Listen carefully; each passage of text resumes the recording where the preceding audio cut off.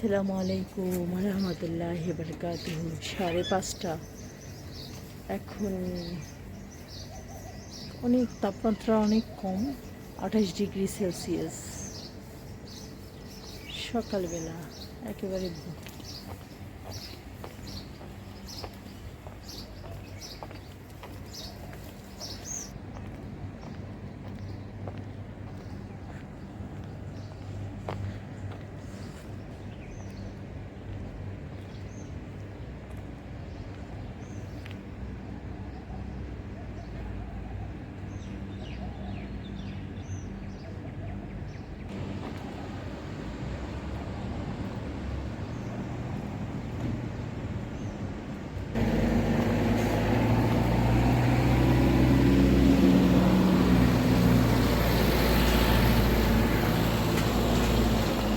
কতগুলো খেজুর।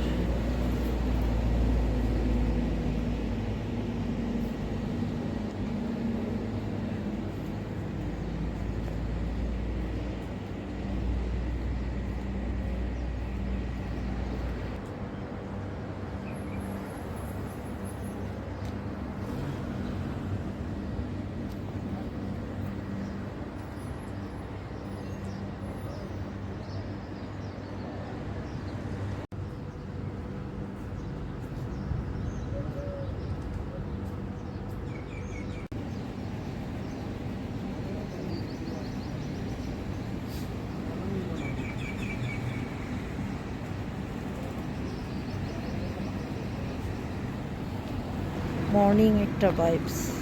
সকাল এই যে সকাল।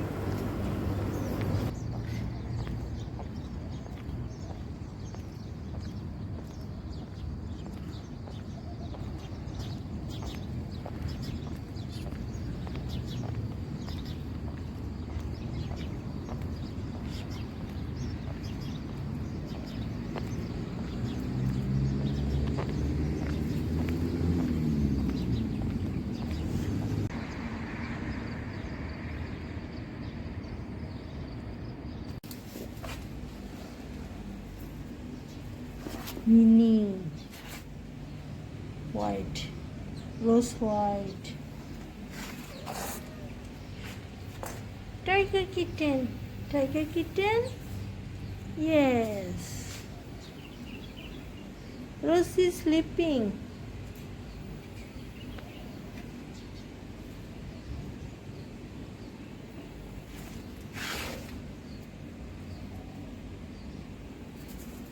Oh,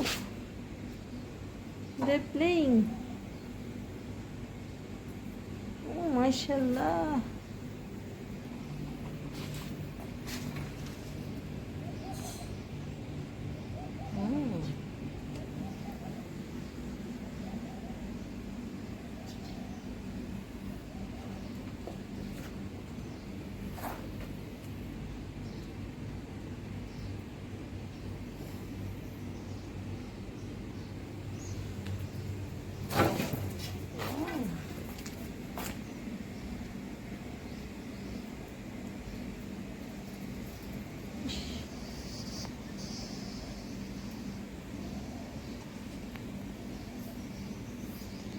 Whitey! Whitey, oh no! Oh! Can you?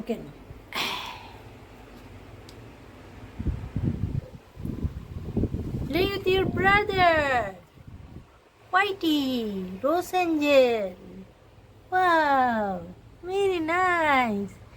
Nice! Wow! Hug you! Hide and shake! They also playing.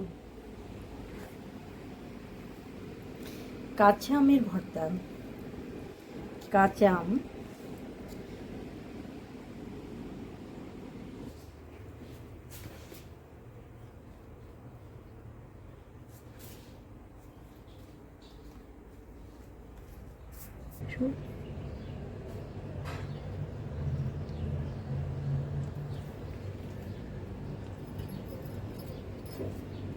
কি গরম, রৌদ্রের কি তাপ। আবার এখানে পানি দিয়েছি যাতে ওরা যখন সন্ধ্যার পর বসবে এখানে এই দরজার সামনে, তখন ওদের যেন আরাম পায়।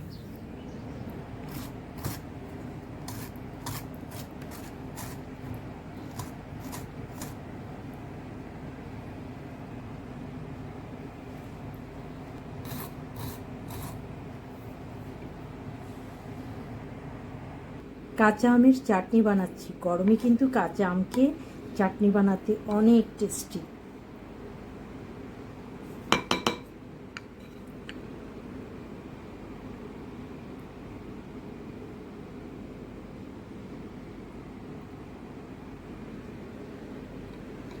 এই যে কাঁচা আমের চাটনি এতটাই মজা, কি বলবো।